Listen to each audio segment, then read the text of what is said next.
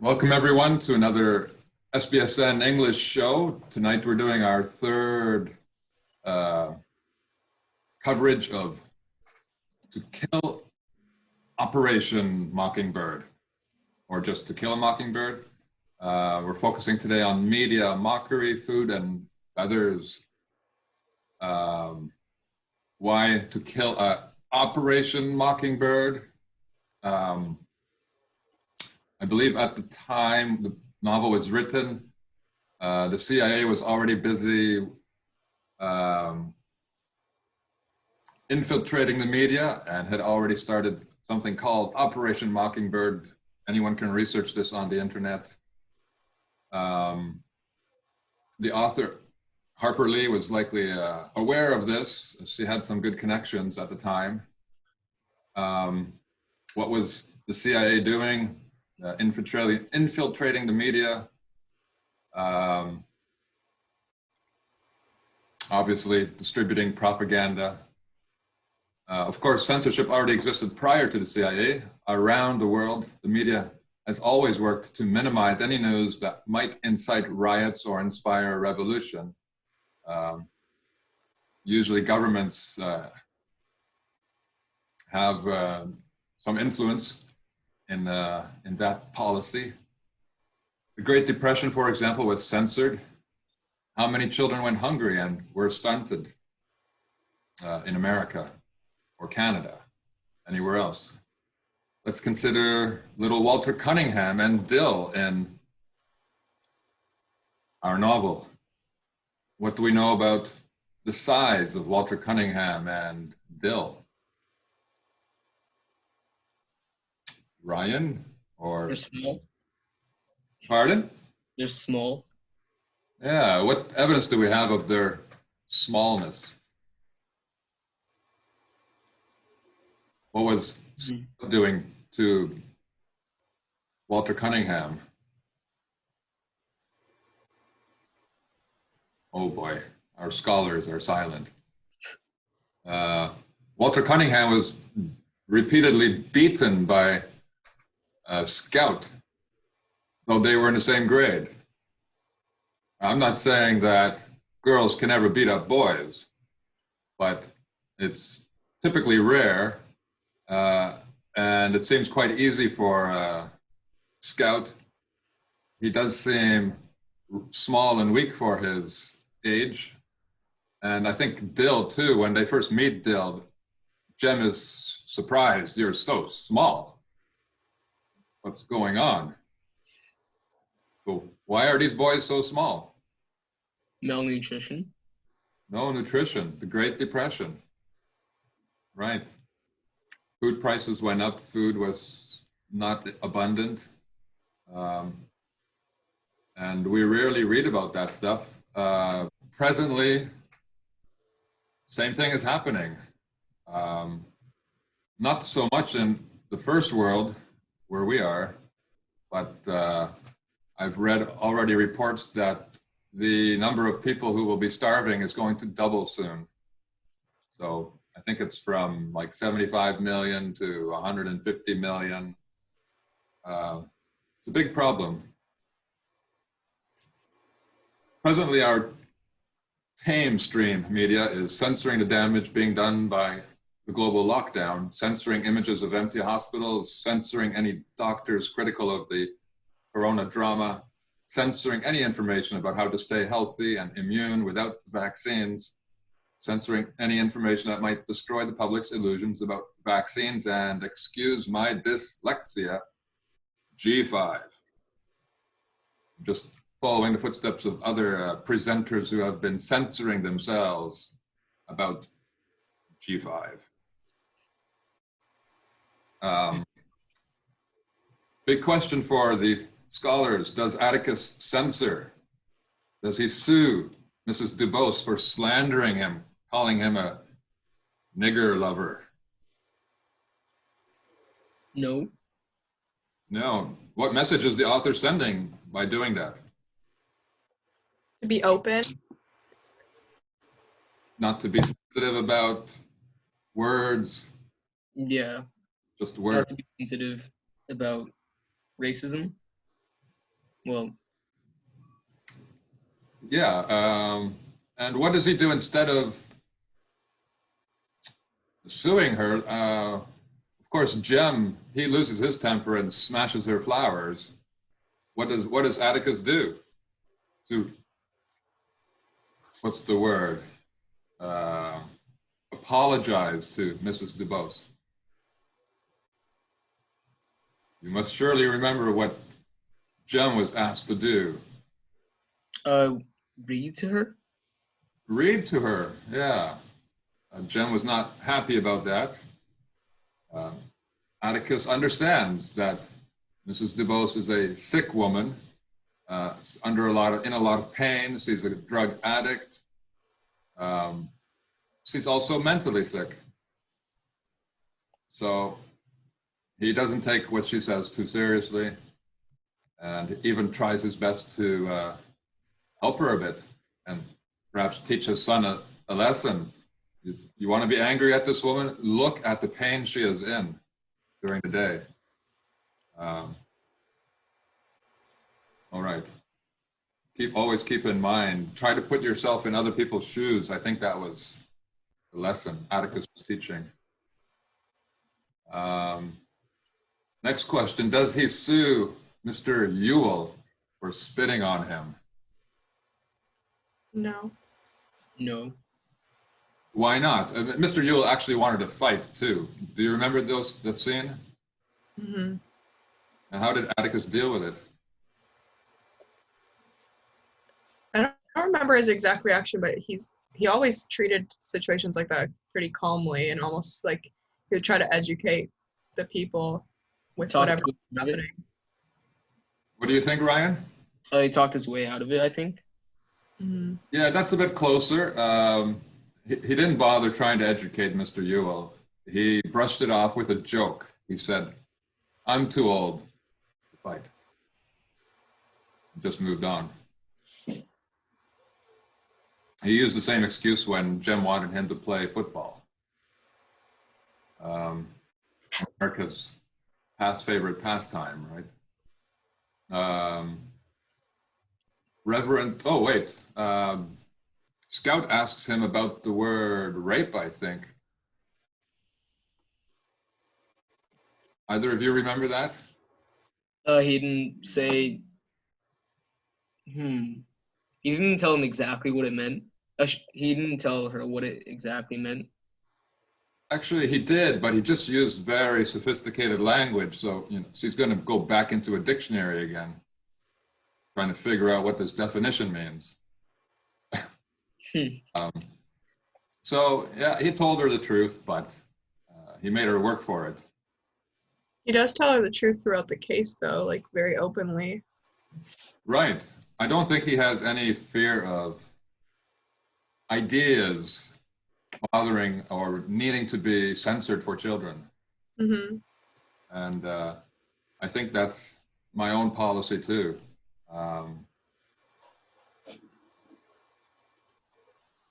Newspapers. Well, yeah, let's go from this topic of censorship and the media to newspapers. I recently realized there are many references to newspapers in this novel, none to televisions. We've spoken about that in our last podcast. I'm like a big fan of technology. The two of you had a chance to review the use of the word or the image of a newspaper in the novel. What did you notice, if anything? He doesn't really read the newspaper, like, I'm not sure how to explain it. Like, he doesn't really productively read it. I'm not sure if he has interest in what's actually being shown. I know there's a scene where he uses the newspaper to cover his face while he was trying to work on his trial. Say that again? His children, the scout and her brother, were sitting on the floor near the fireplace, and he was using the newspaper to cover his face while he was basically figuring out a plan for his trial. I see. Okay. It was kind of obvious that he wasn't reading it. Yeah. Right. Ryan, how about you? He doesn't really read it. He just like sits around with it and yeah, doesn't really pay attention to what's being written. Doesn't exactly read the words. Yeah. It seems that way, yes. I think there are two exceptions when he does read, and I hope to find them in a moment. Why did I have this highlighted? Sasha, could you read the highlighted section? Sure. Now that I was compelled to think about it, reading was something that just came to me. I was learning to fasten the seat of my union seat without looking around or achieving two bows from a snarl of shoelaces. I could not remember when the lines above Atticus's moving fingers separated into words, but I had stared at them all the evenings in my memory, listening to the news of the day, bills to be enacted into laws, the diaries of Lorenzo Dow, anything Atticus happened to be reading when I crawled into his lap every night. Okay, what is he reading to her? The news of the day. Okay. He's just using it as a tool for teaching her words. Mm-hmm. I don't think he's interested in teaching her the content. Even reading her bills to be enacted, I can't think of anything more boring to use as reading material for a child. Mm-hmm. Diaries of Lorenzo Dow, I should have researched that. I do not know who that is. Maybe it's the creator of the Dow Jones, I don't know. All right, next instance of news. When Calpurnia's back was turned, then sit in the swing and cut up newspapers. Oh, this is a rumor about what Boo is supposed to be doing, using scissors, cutting up newspapers.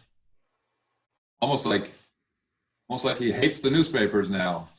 Mm-hmm. He's like getting rid of evidence. Yeah. Ryan? Well, yeah, it's just like messing around. But what important stuff could be written on the newspapers anyway? What important stuff? Yeah, it's like because they kind of treat it like newspapers are worthless. I agree, but in terms of literature, sorry, from the literary perspective, I think it's called the Maycomb Telegram or something. The specific example of a newspaper represents all newspapers. The author is making a statement about all newspapers. She's talking about all human beings, not just the specific fictional characters. Mm-hmm. Here's another instance. What are you doing with those scissors then? Why are you tearing up that newspaper? If it's today's, I'll tan you. Atticus seems upset. That's curious, since we don't see any evidence that he's not much evidence that he's reading them. We'll see the exceptions in a moment. Here's a newspaper being put to good use. Both of you can feel free to jump in whenever you want. Do kids still do stuff like this? Make cigarettes out of newspaper? Just make things out of random stuff lying around a house. Maybe sometimes. Yeah, I think we've all made a fort inside a house once upon a time. But I definitely think that like he's making a cigarette out of newspaper, and when we make things out of random stuff in the house, that definitely means it was useless beforehand. We didn't care about it. Yeah, and kids have more fun with boxes than the boxes were intended to be for. Atticus looked sternly around his newspaper at me. Okay. Tell her the courthouse news, and would say he hoped with all his heart she'd have a good day tomorrow. That's just word of mouth. Atticus picked up the mobile press and sat down in a rocking chair Jem had vacated. For the life of me, I did not understand how he could sit there in cold blood and read a newspaper. And my little note here is ironic. What's ironic about this? Reading a newspaper in cold blood. Well, is he really reading the newspaper? Yeah, it seems like he is here. The narrator, I think, gives us another way of tackling this by saying he's reading it in cold blood when his only son stood an excellent chance of being murdered. This is probably exaggerating. I guess they mean that like he's reading it while he's like he should be stressed. And I guess when we look for things to do when we're stressed, we're looking for something light that doesn't really matter to us, and that's like calming because it's fictional or something that we can laugh at, and that's what Atticus is doing with this newspaper. Oh, very good. I hadn't thought of that. So the newspaper is being used as therapy to help people forget the real world. Mm-hmm. How bizarre. It's how strange, because the newspaper is supposed to connect you to the real world. Mm-hmm. Yeah, and I thought the phrase cold blood was interesting because newspapers are always really quite cold-blooded. There's no expression of outrage. Emotions are suppressed. It's all about being objective, the objective tone. And as neutral as possible. Yeah. Precisely. But they do kind of focus on negativity too a lot. Like subconsciously, it's a lot of negative information all the time.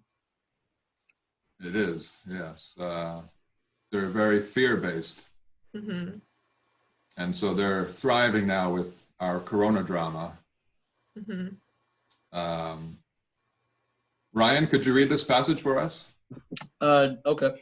Every night, Atticus would read us the sports pages of the newspapers. Alabama might go to the Rose Bowl again this year, judging from its prospects, not one of whose names we could pronounce. Atticus was in the middle of a Windy Seaton's column.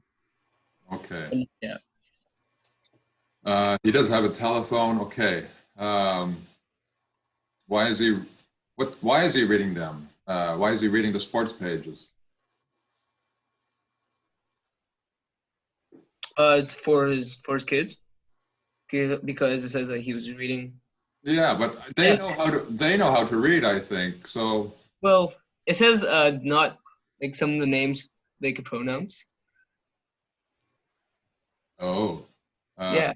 So maybe they need some help. B. Any other possible explanation? I mean, they could have each a piece of the newspaper and just disappear in different rooms.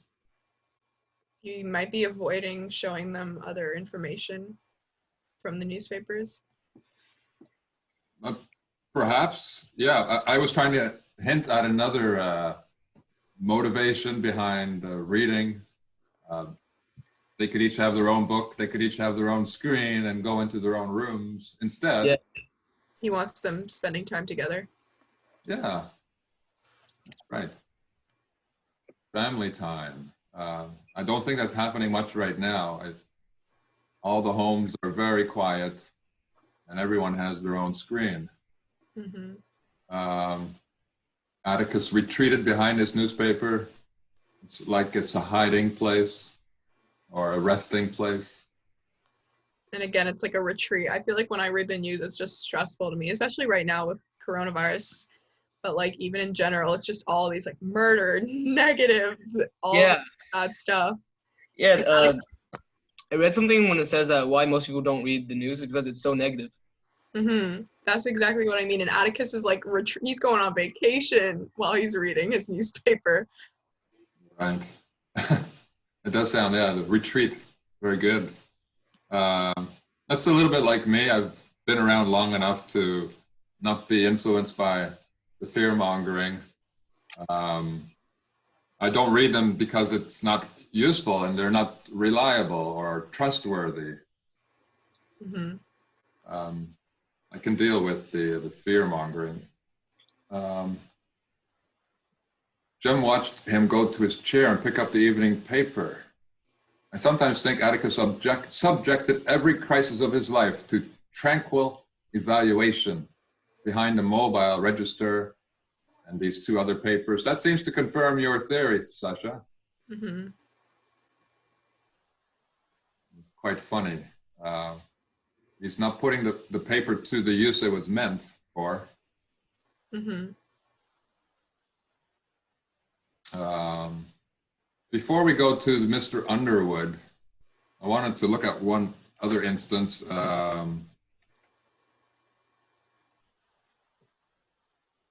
Here we go. I forgot to highlight this one. Sasha, you want to try this one? Sure.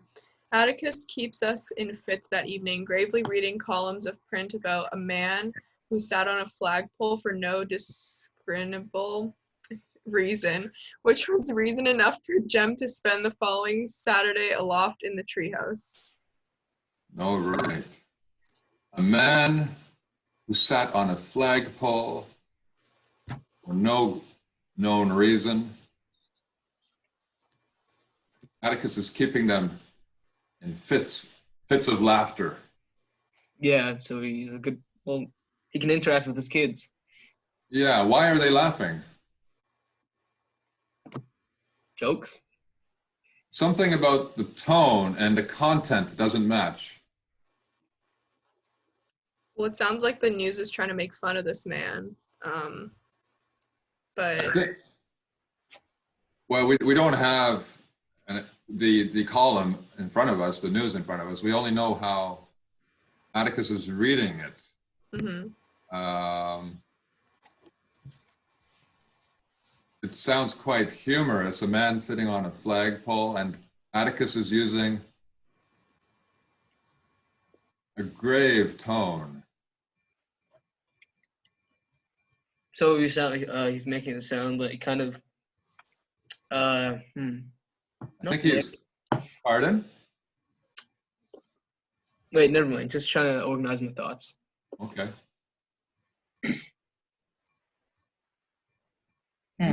Imagine if there was a story about a circus and I were to read it very gravely.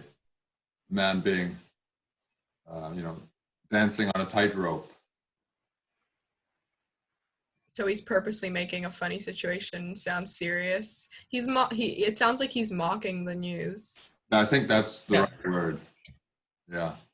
So it kind of links to like mocking the government or, yeah. Right. Yeah. Mocking the fact that they would even print a story like that. Yeah. That's right. Mm-hmm. But I think you were onto something, maybe accidentally, Ryan. Mocking the government. Can you connect that to the word flagpole? The flagpole represents a country. Yes, it does. And government. So a man who sat on a flagpole, so maybe it's kind of like disrespecting the government or country. It's just a total guess. Yeah, maybe. I'm not sure what the man's intent was. Maybe he was trying to honor his country by sitting on the flagpole. Who knows? What was the newspaper man's name again? Not Anyone sure. remember? I have no clue. Yeah.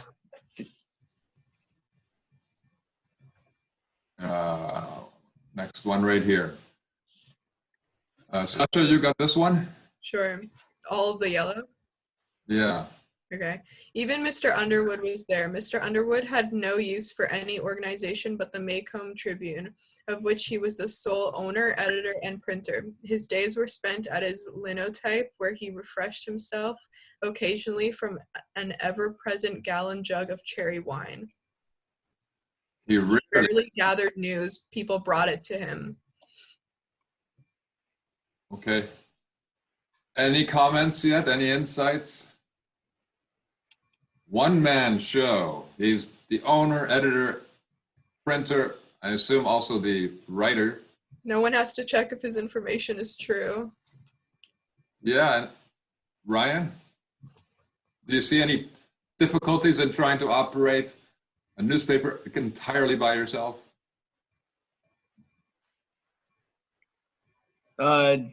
He'd have to work every single day. You'd have to work every single day. Yeah. Sounds like a perfect situation for him to be as biased as he wants to be. Yeah. Right. And according to, sorry, I'm getting the whole thing lights up.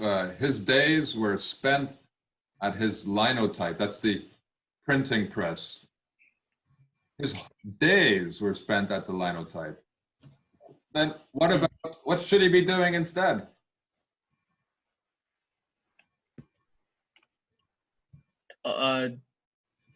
Something more productive. Where is the news coming from if he's spending all his time printing the news? This news is coming from other people. Yeah, government. There's no evidence from it for that yet. But look carefully again, where he refreshed himself with an ever-present gallon jug of cherry wine. And then it says people brought it to him. It was said that he made up every edition. So it could be that people didn't even bring him the news. It was just his own stories. If he's drinking wine, he could be intoxicated while making these stories. Yeah, this is not a very flattering portrait. Yeah. Ryan, can you comment on the words made up? He made up every edition. So he was like throwing random information into it that might not be true, or like properly backed up with the evidence. So he's like, everything shouldn't be taken seriously. Yeah, that's correct, but I would put it more strongly. Made up really means faked or lied. If the author had wanted us to avoid that reading, it's a kind of double entendre. She should have written, he made every edition. Yeah. Yeah, but he made up every edition, okay. Do you remember the scene when Atticus is sitting at the jailhouse with his gun protecting Tom Robinson? Yeah. Do you remember what Mr. Underwood was doing at that time? He was looking at the jailhouse from his window, and he had a gun, his own gun in his hands. And at first I thought, well, maybe he's trying to provide backup for Atticus, but he's a journalist, or he should be a journalist. What should be in his hands instead of a gun? Paper. Yeah, pen and paper. Pen and paper, or even better than that, a camera. Camera. Well, or cameras, like, was it easy to get a camera in the 1930s? Yeah, you young people, you think everything was invented yesterday. Yeah, the first cameras were back in the 60s, 70s. I think there must have been some kind of camera. And if he seriously owns a big, I don't know, big, but an organization for newspapers, he would probably have a camera on him. Oh yeah, for sure. He must have. Yeah. But he's carrying a gun instead. Right. How American, isn't it? Okay. After newspapers, I think that's it for newspapers. Nope. Let's go to back to mockery. A couple of popular episodes. One in part 1. I just have one, I guess. The snowman episode. Can you restate the snowman episode? Because I don't really remember it all that well. Yeah, let's do it. Let's just read a little bit here. The snowman. Do you remember the kids building a snowman? Mm-hmm. Okay. Jem's ears reddened from Atticus' compliment. But he looked up sharply when he saw Atticus stepping back. Atticus squinted at the snowman a while. He grinned, then laughed. Son, I can tell what you're going to be, an engineer, a lawyer. Oh, sorry, I can't tell. Or a portrait painter. You've perpetrated a near libel here in the front yard. We've got to disguise this fellow. So the snowman, by the way, is mostly black because there's so much mud in the snow.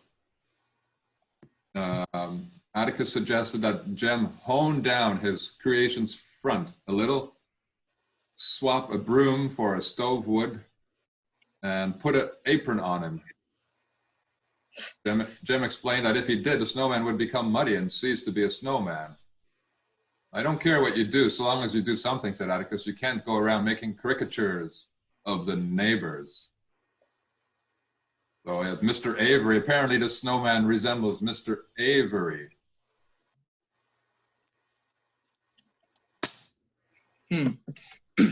So, is he asking, what's he concerned about? The color of the snowman.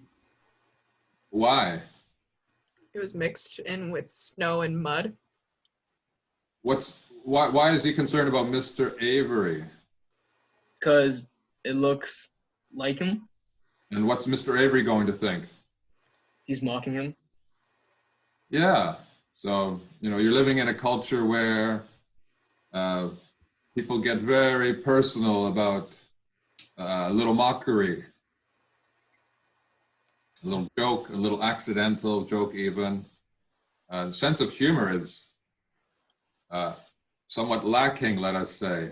I think, Sasha, you've experienced that. You were mocking some of the coronavirus news. Yeah.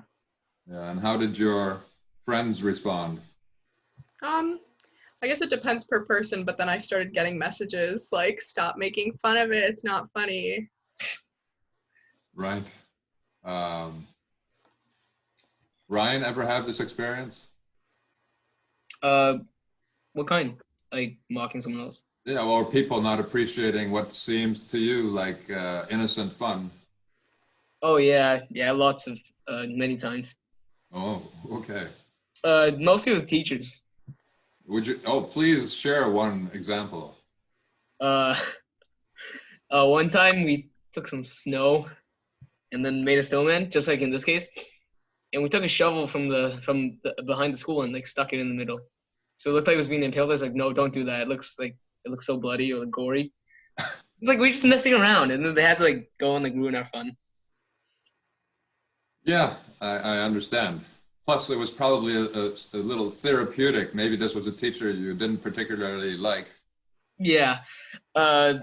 As I moved up in the grades, I found like better ways to like mess with my teachers and get caught. Right. Yeah. No. From another perspective, this would be called art therapy, and someone would pay for this service. But yeah, in a schoolyard, it's not allowed. Yeah. We learn about gory things, so I'm not sure. It's crazy how they say like a snowman is too gory. Yeah. We learn about wars and like other stuff, biology, dissecting things. Yes. And yeah. Yeah, it's a little hypocritical. Absolutely. Okay, we're going to plunge into something very controversial now. That special scene in this novel about the furnace room under the church. Either of you remember it well? I don't remember it very well. Yeah, no, not good. Okay. Ryan, could you read this paragraph for us? Okay. Starting from Calpurnia. Yeah. Calpurnia evidently remembered a rainy Sunday when we were both fatherless and teacherless. Left to its own devices, the class tied Eunice Ann Simpson to a chair and placed her in the furnace room. We forgot her, trooped upstairs to church, and were listening quietly to the sermon when a dreadful bang issued from the radiator pipes, persisting until someone investigated and brought forth Eunice Ann, saying she didn't want to play Shadrich anymore. I think that's how it's pronounced. Jem Finch said she wouldn't get burnt if she had enough faith, but it was hot down there. Yeah, it was hot down there. They tied a little girl to a furnace. I hope not in a furnace. Yeah. And Jim Finch says, yeah, just have enough faith and you won't get burnt. Does Jim ever have a good idea? Almost never. Yeah. Shadrach, that's an allusion. Shadrach, an allusion to what? It's a character in the Bible, the Old Testament. A character in a story about, I think it was the prophet Daniel, who was, along with some other characters, Jewish characters, locked up or thrown into a furnace. The non-Jewish king wanted, cruelly, of course, proof that Jews had, this special God who could protect them. And according to the Bible, Daniel and the Jews, they prayed while they were in the furnace, and then they walked out unharmed. Okay. Right. Now, this story was written after World War II, after the Holocaust. What might our author have been hinting at? The gassing and burning of the Jews. Right. And they were Jewish. They had their God. Doesn't matter which God I think you have. And what happened to them? Did their faith? Their souls were broken along through faith. Yeah. There's no evidence that God did anything to help them. So, that's one of those censored bits of, what should we call it? Those censored facts that are not discussed because it's, I don't know, impolite. Yeah. Well, and then here, Jem looks like he's put too much trust. I don't know if he's mocking it in this moment. Like, definitely the author is, but it sounds like Jem has been taught to put a lot of trust into faith, into their religion, and into being faithful. Right. We might also make, let's perhaps move on to our next section. I was going to say something dangerous about the media and the Holocaust. I will save that for another show. Okay. Food. I'd like to talk about food, don't we all? We prefer to eat it. Yeah. Not cook it.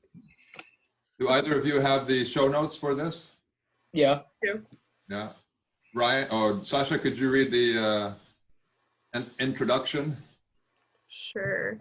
Food is central to life, yet all the traditional medicinal and nutritional knowledge about food is being censored.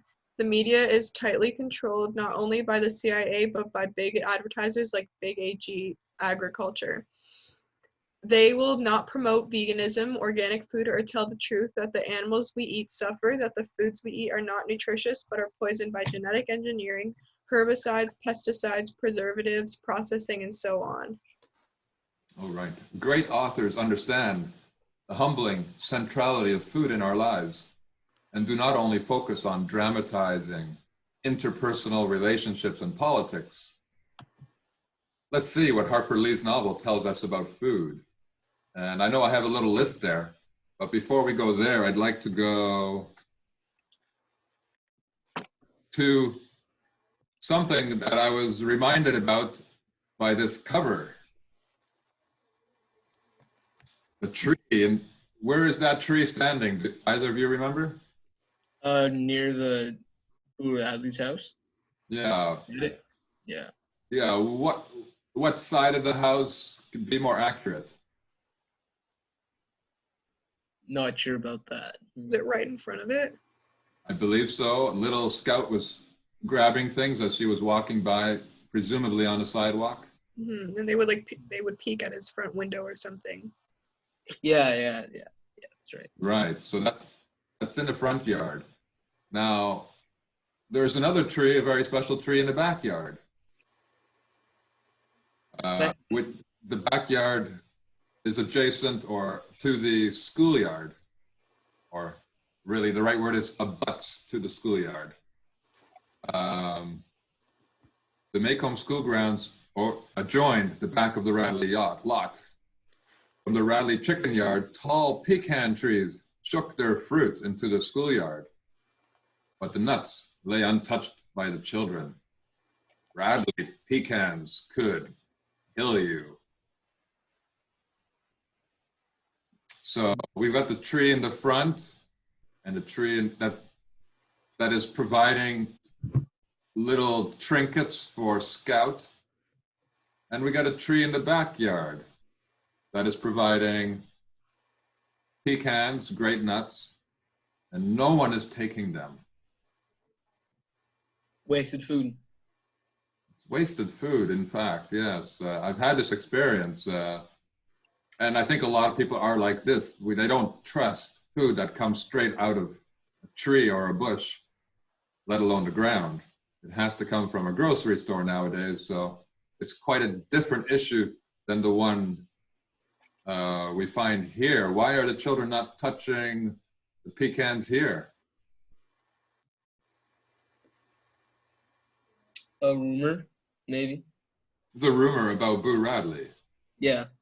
Everything from his hands, everything from his property must be cursed, I suppose.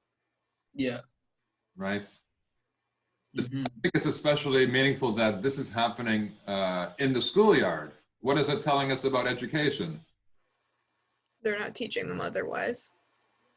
Yeah, not teaching us anything useful or good. Right. In the past, everyone would have understood that pecans and nuts are healthy, would be able to distinguish bad ones from good ones. I'm thinking of chestnuts. There's a variety of chestnut that's not healthy to eat. These basic skills, making everyone dependent on processed foods.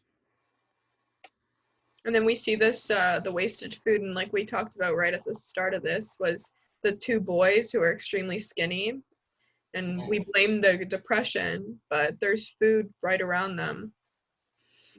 Yes, there is. Mm-hmm. One of my friends recently said that my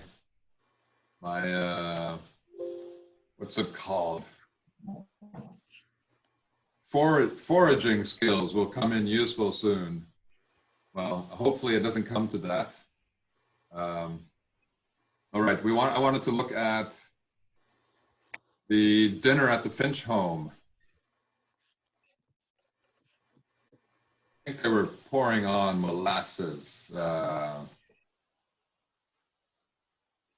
This Carol Walter Cunningham's desk. There we go. Ryan, you got this one? Okay, shall I read? Sure. Atticus was expounding upon farm problems when Walter interrupted to ask if there were any molasses in the house. Atticus summoned Calpurnia, who returned bearing the syrup pitcher. He stood waiting for Walter to help himself. Walter poured syrup on his vegetables and meat with a generous hand. He would probably have poured it into his milk glass had I not asked what the sandhill he was doing. Yeah, little Scout is shocked. They don't use molasses that generously, normally. Why might Walter be so excited?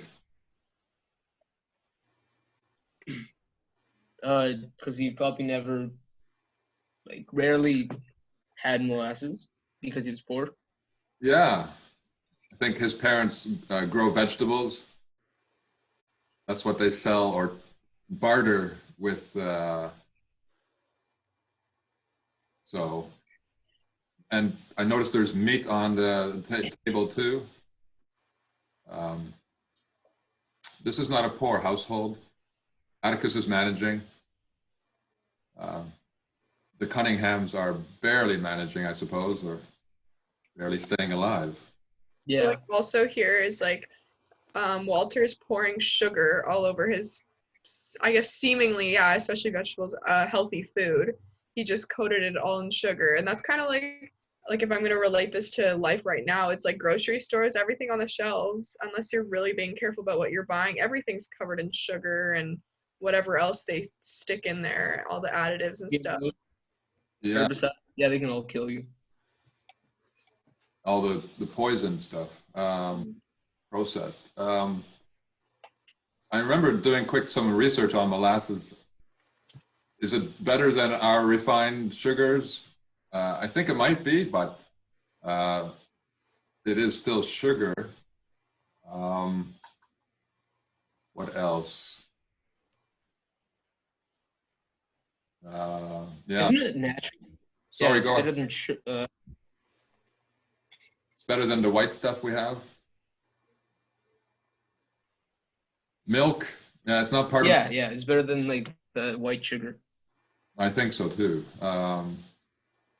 Now, I don't know. Personally, I don't eat meat anymore, and milk. I became allergic to it.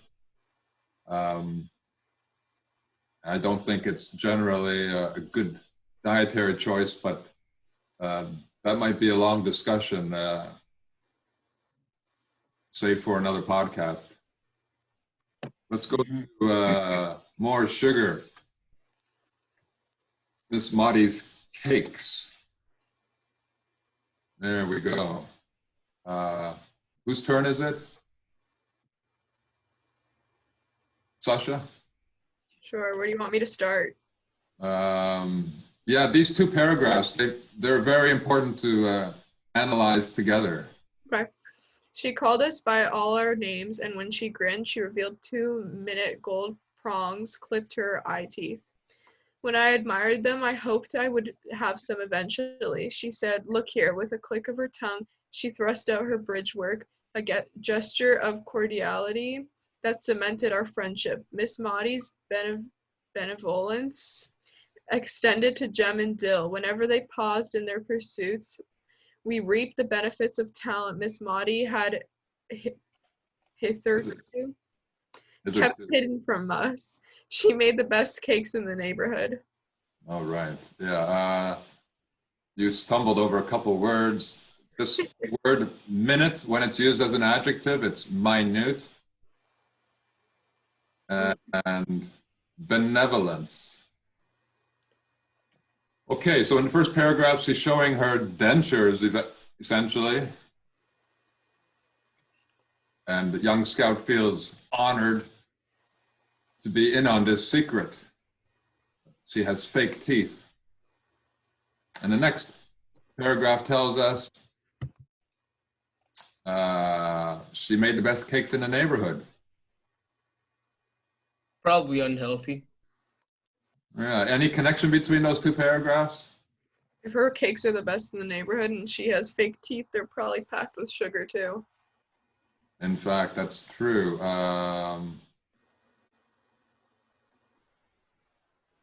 Geez, there is another passage in the text somewhere where we learn that in fact her recipe includes a lot of sugar. I don't think it was this one. Some ladies make better cakes than others. Some people are born gifted. What did I say about Rockefeller here? Nothing yet. I should look at that more carefully.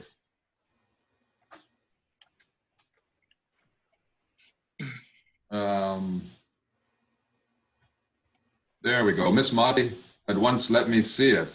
Among other things, the recipe called for 1 large cup of sugar.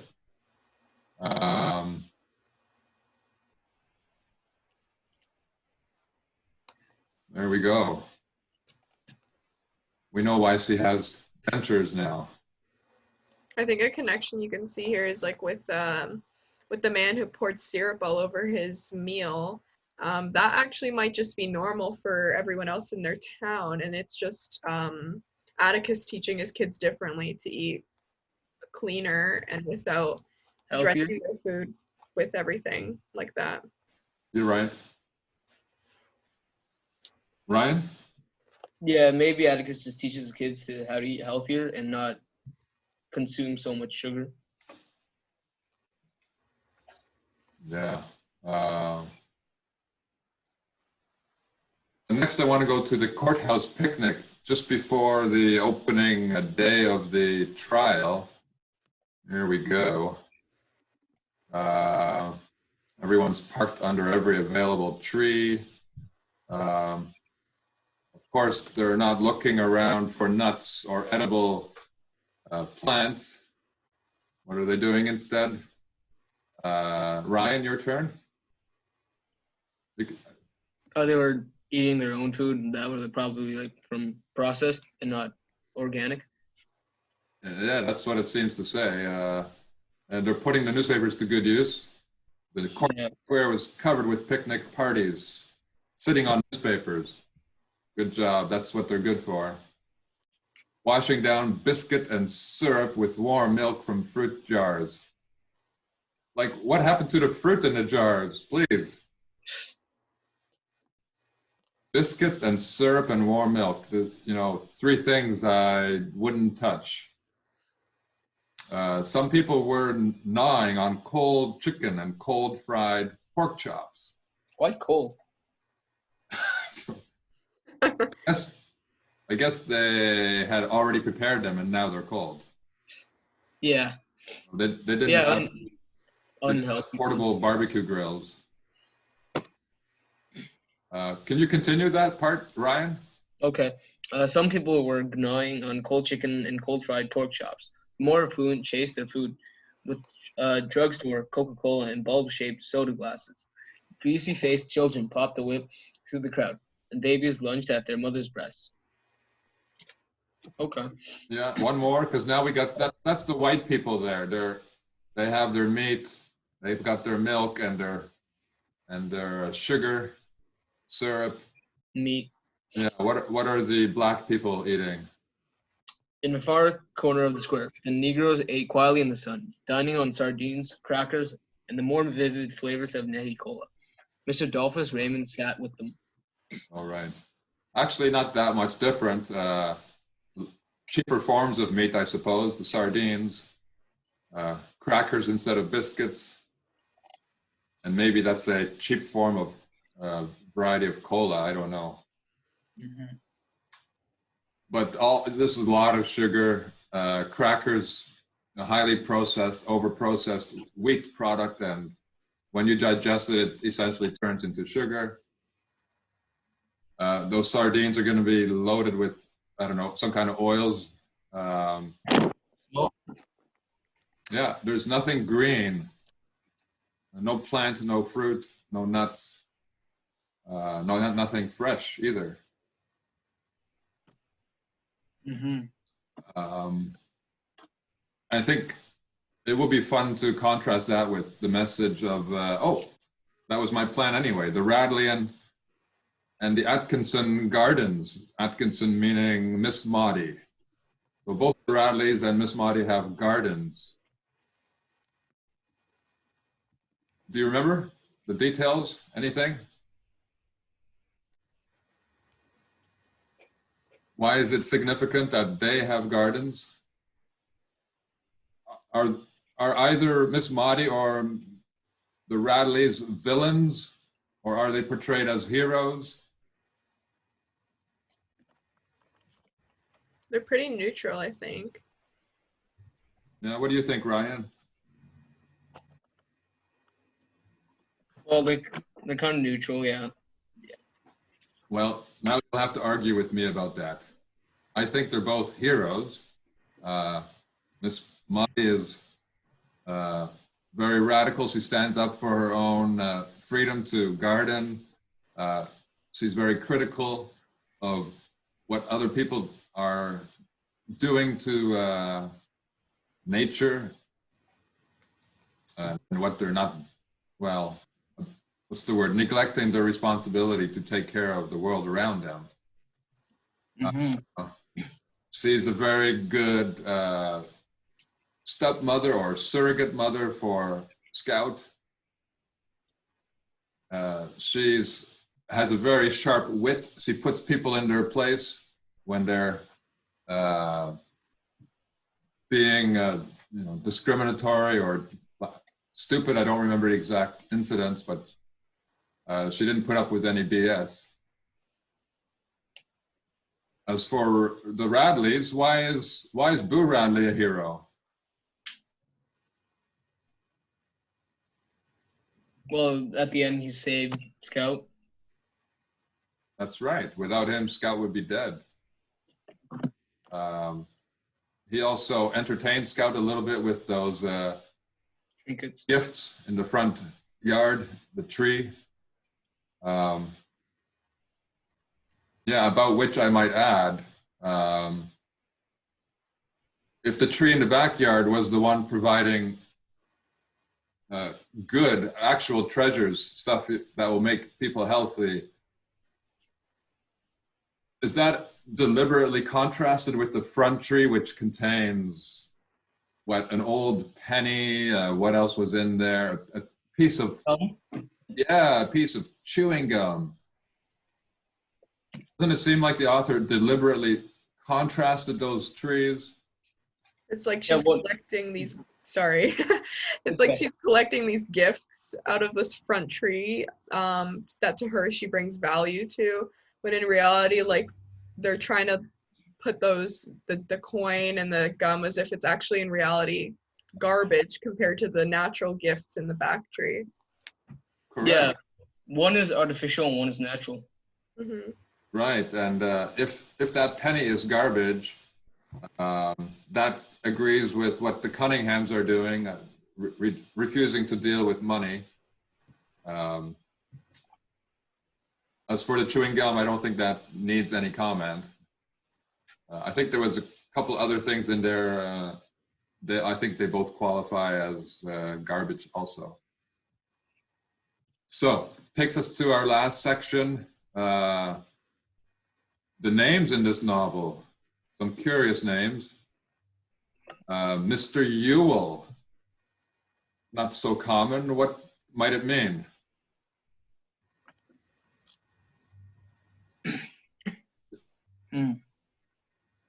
Oh, could you repeat the question? What does Mr. Ewell's name mean? Oh, wasn't it in the document that said like, domestic sheep and Yeah, what part of his name means sheep? you? E-W-E, right. Now, by itself, that would seem like a unnecessary interpretation, not supported by the text. I could stretch it a little bit and say, the sheep is a Christian symbol for, not only for people, but for Jesus. And perhaps priests, I don't know. Mr. Ewell doesn't work. He doesn't appear to have a wife. He doesn't take care of his children. Yeah. I think people can put one and one together. I don't have to make the conclusion there. What does the name Finch mean? A bird. A bird, yes. A wild bird. Mm-hmm. Yeah. Robinson, Ryan? Another bird. Yeah, son of a robin. Yeah. Okay. And the other bird connection I wanted to make was this one here. When Scout finally gets to see her mystery man, she notices his hair was dead and thin, almost feathery on the top of his head. They're comparing him to a bird again. Another. Yeah, all the positive characters, well, not all, but some are compared to birds. Mm-hmm. Yeah. A lot of bird comparisons. And a lot of natural, environmental aspects are their names. Right. And I'll give you another hint what this little sentence might have been alluding to.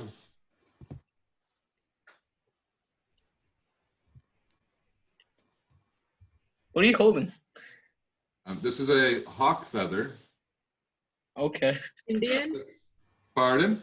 Was he like native or Indian? I think it's a hint about the native people of this big continent, right? Their custom was they often wore feathers, big feather headdress or single feathers. We also had the Indian on the penny. That penny had a picture of a engraving of a Indian. Why are there no Indians in this story? We have the story of the black people and how they suffer. Everyone's well aware of that, the issue of racism towards black people. But the issue of how the native people have suffered, that's a much more difficult issue to deal with. They're not integrated. They're stuck in their reservations, more or less stuck, and their way of life will never be the same. Everyone's living on their land and trying their best to forget that. So it's a very difficult subject to incorporate in a novel. Well, and it looks like the one character who may possibly be of native culture is the one character who was hiding and mistreated and treated like an outcast. Right, yeah, he has much in common with the native people. Mm-hmm. Yeah. Okay, next character. Timothy Johnson. Who remembers Timothy Johnson? Vaguely. Vaguely. Yeah. Who remembers the rabid dog?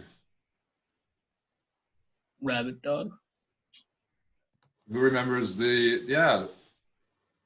Atticus had to shoot a rabid dog. Oh yeah. Oh, I thought you said rabbit dog. Oh yeah, rabbit. Yeah. Thought you meant like rabbit the animal. That's Yeah. what I heard too. Yeah. That dog, what was its name? Timothy. Tim Johnson. Since when do dogs get a first name and a surname? Never. Oh, so I think the author was suggesting that Tim Johnson represents a human being who is rabid, beyond redemption, beyond reason, danger to society. Mm-hmm. Well, and I don't know, do you know the origin of the name Timothy? Yeah, it means, I think, do you know? It's the No. Eurasian grass that's like used for grazing and hay. Is that what you found? Yeah, so I guess that connects it to animal cultivation, I guess. Yeah, domestic animals, true, yeah. I think there's there's a very different definition that I found. Timothy means glory of God. So there's an issue of religion again.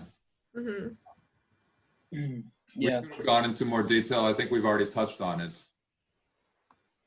in the first podcast. Hecate, the useless police officer, he actually asks, or lets, I think he asks Atticus to do the shooting for him. Shooting of Timothy Johnson. Mm-hmm. And of course, who saves Scout at the end of the book? Is it a police officer? Nope. No. Cunningham, any meaning behind that name? Cunning. Cunning, they are cunning because? They're not using money and they still live. Yeah, Poorly. They still live. yeah, that's right.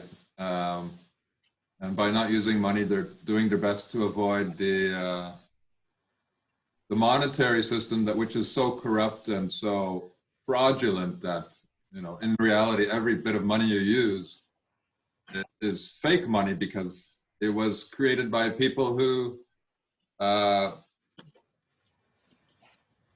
loaned it into the system, forcing other people to borrow it and pay for it, even with interest, return it with interest, while they, the original creators of all our money nowadays, just create it.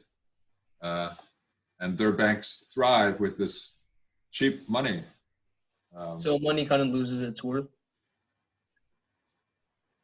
It does because, can you explain?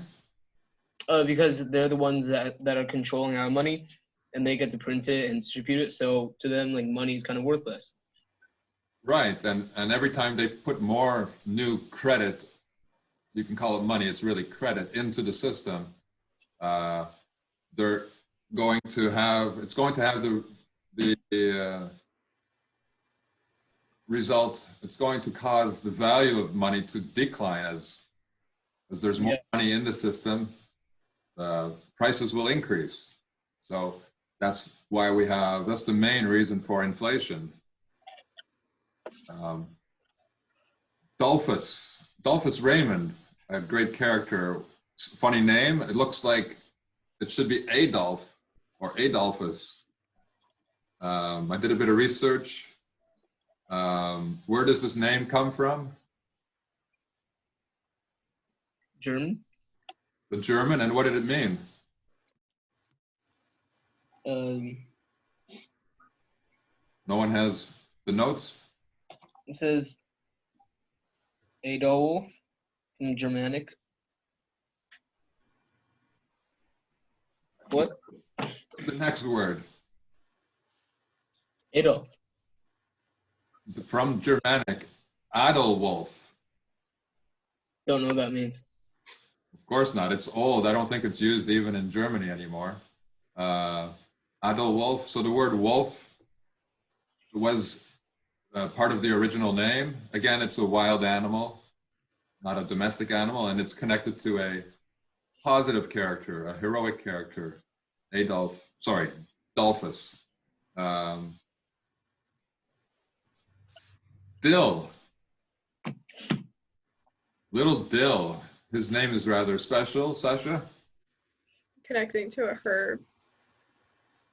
Connecting to a herb, yeah, very edible, healthy. Thank goodness his parents didn't call him Coca-Cola. But even though Dill's name is healthy, he's not physically healthy. True, yeah. Well, he's not named after a tree, maybe we could say. He's named after a little herb.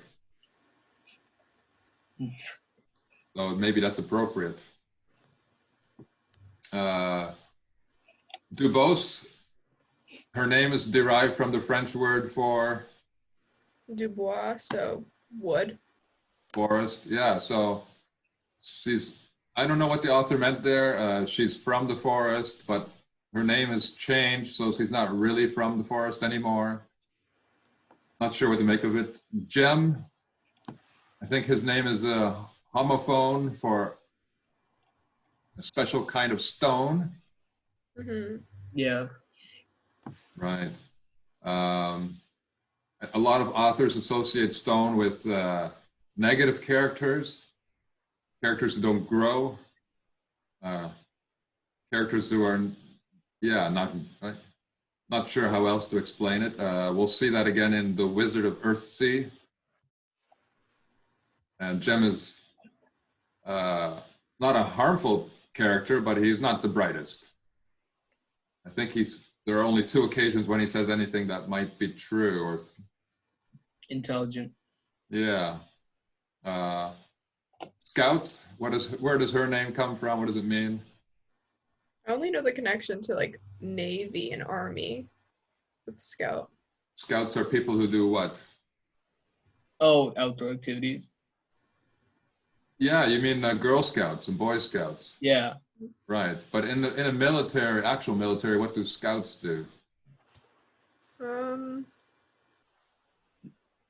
they the ones on the aircraft? The enemy.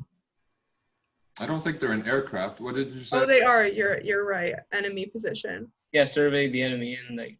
Yeah. Back. So they go ahead of the army. They're the risk takers. They're ahead of their time. Mm-hmm. Look around and see. I think Scout is very advanced intellectually. She's starting to see how her world works. Or judging from her ability as a narrator, she's very Advanced. yeah. Yeah. She basically is the author. As the narrator, she becomes the author, I think. Oh, I don't know what I just did. number 13. Can either of you explain that one? The last name? This sounds kind of like the author's name. Okay, let me set it up. Maybe then you can, either of you can finish it. Arthur Radley and Harper Lee. Arthur Radley, Harper Lee. From Arthur, from Harper, E from Radley, and E from Lee. It's Yeah, just them. So the last syllables rhyme and are identical. Why would she have done that? Why might she have done that? Is there any, I think to me it implies that Arthur Radley represents Harper Lee. The author. The author. In fact, Arthur and author.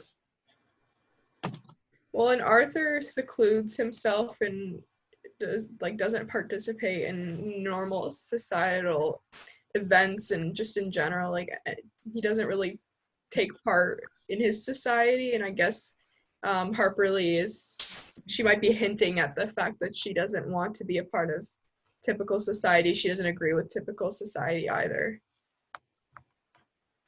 Yeah. Did you want to add anything, Ryan? Yeah, because the author's kind of like beyond society. Well, it's kind of beyond society, and some of the things the author writes in the book are kind of controversial. Like that goes against the government or people that normally what people think. So Yeah. she's different. She is different. And she did live that way. Very reclusive, rarely or never did interviews.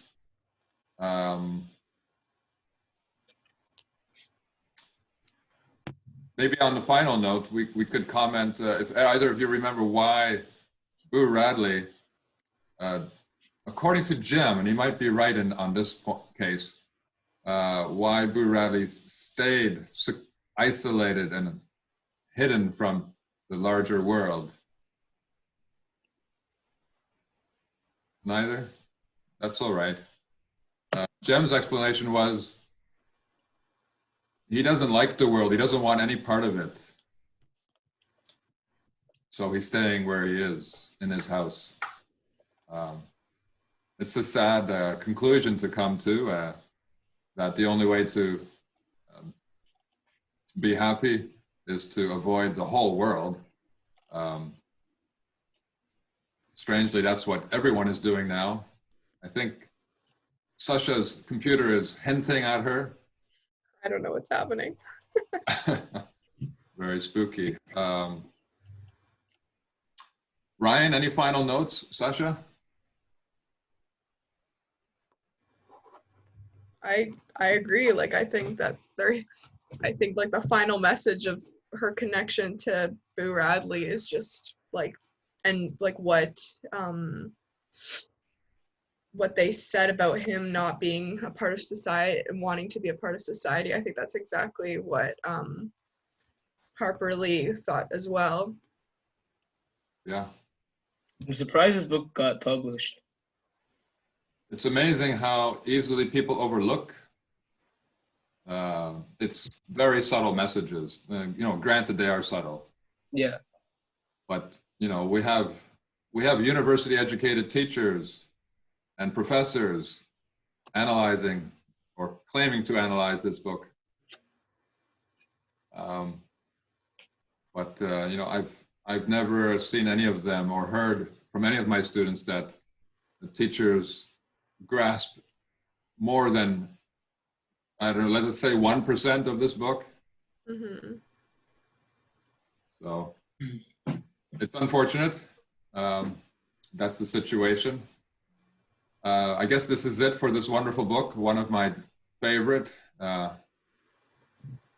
Next time, fortunately, there are other great books. So we will have more enjoyment examining other books. With that, thanking you both, Sasha and Ryan. Thank you. Thank you. You're welcome. And good night. Good night. Good night.